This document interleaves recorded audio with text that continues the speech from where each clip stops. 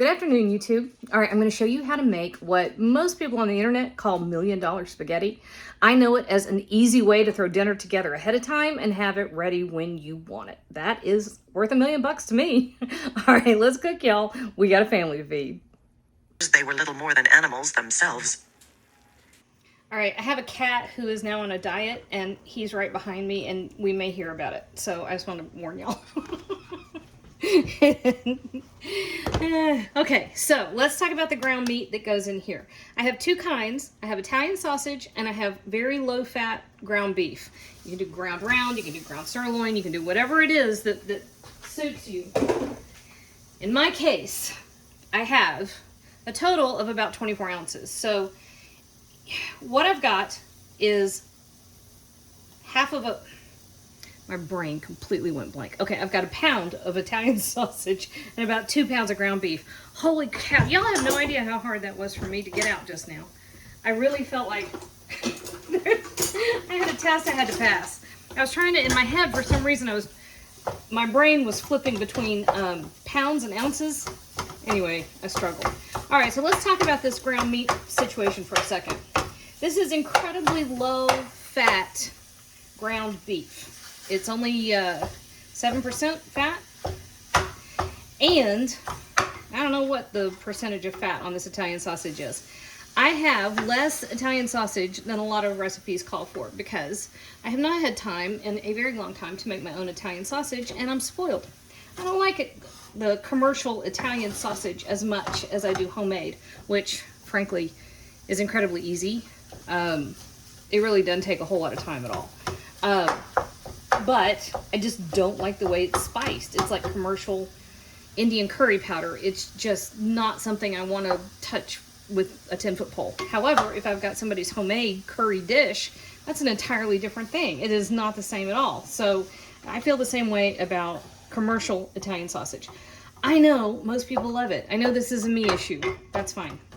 Feel free to go half and half ground beef and sausage. Do 2 pounds of sausage and a pound of ground beef. You can get crazy and do all Italian sausage. I don't know. You do you. In my case, 2 pounds of ground beef and a pound of commercial Italian sausage. All right, and then over here behind me, I'm just breaking it up. You end up in this rhythm. It's kind of like meditation. I could never meditate. I am never somebody that could turn my brain off. And I've tried. I really have. I think some of us are just not meant to do it. This is the closest I get. Okay, over here I've got a pot of water coming to a boil. And I'm going to cook off the equivalent of 1 package of spaghetti. Except one of my kids dumped it out. And I'm not entirely sure that that's not mixed with angel hair. But we're going to use 1 pound of spaghetti-ish.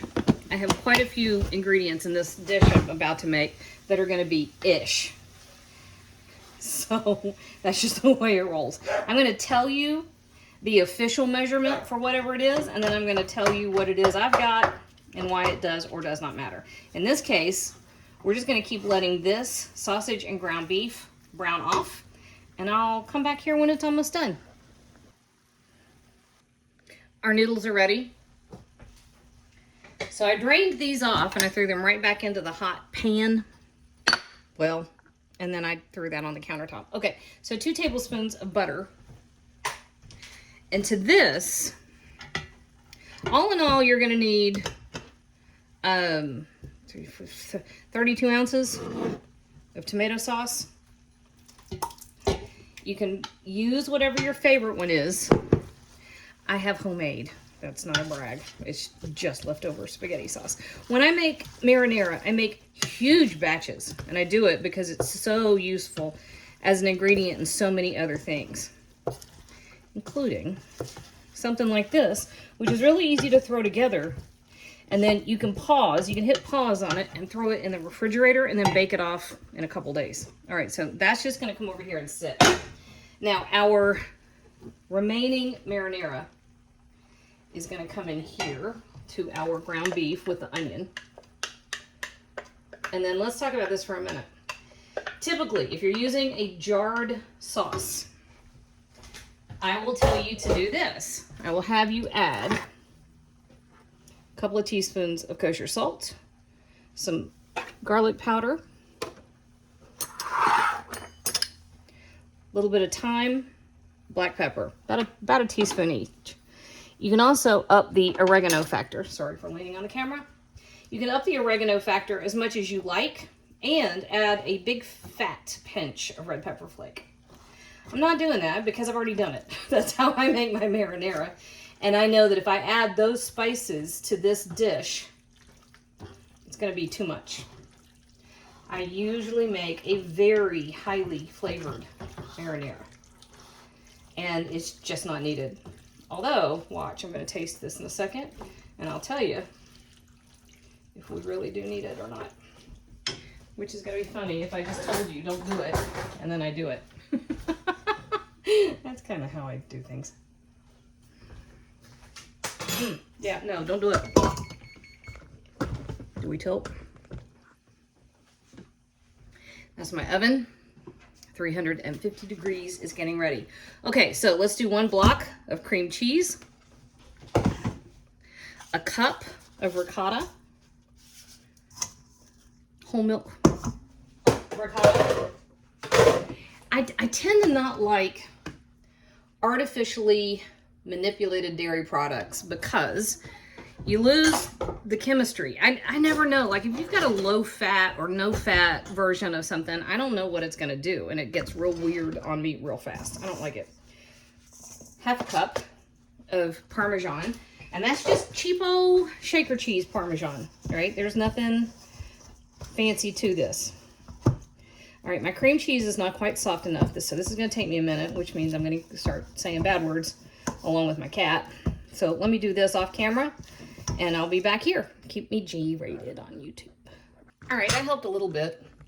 We had a storm last night, y'all. Holy crap. It was apocalyptic.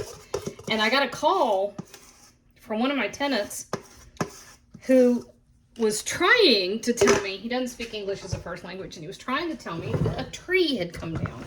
And it took me forever to get my head out of my whatever it is, and to realize, oh, wait a minute, there's a problem. Anyway, I had this huge tree that came down over one of my apartment buildings.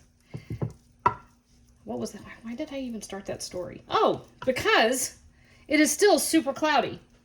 All right, all I did was I took that cheese mixture, which tends to be pretty sticky. I think the easiest way to get a good even distribution is to just, just like that. So I did that. Now, if you want to, at this stage, you can absolutely go to town. If you want to add sauteed mushrooms, do that.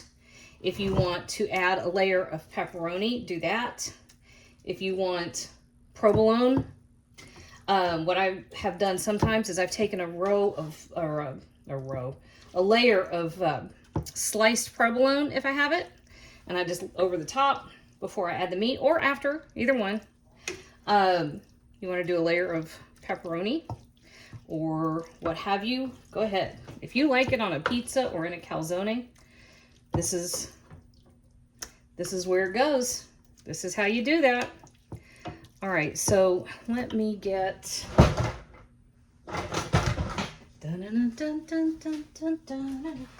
This is where I make a mess. I don't know if I could ever shoot a video without making a mess. At least partially. Hi, baby. Guess who's back? Yes. All right, so we just... Hang on a minute.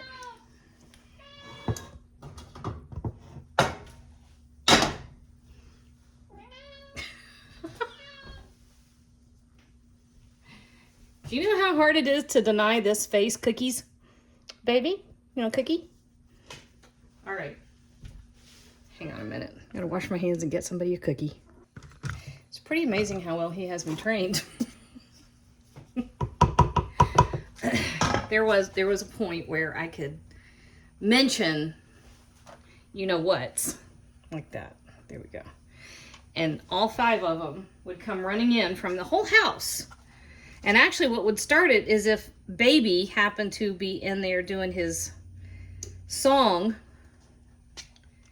and everybody else would hear it, and they'd come running, and they had me trained to go open the cupboard. But I could get them to sit, which was like the highlight of my life. It cracked me up. Ricky called me a couple days ago, and he had trained his ladybug. That's what he named his cat, although he calls her Muggins. Like a cotton-headed Nanny Muggins. He has her trained to come to her name, which is, you know, if you own a cat, that's the best. Okay. Welcome to Cat Talk.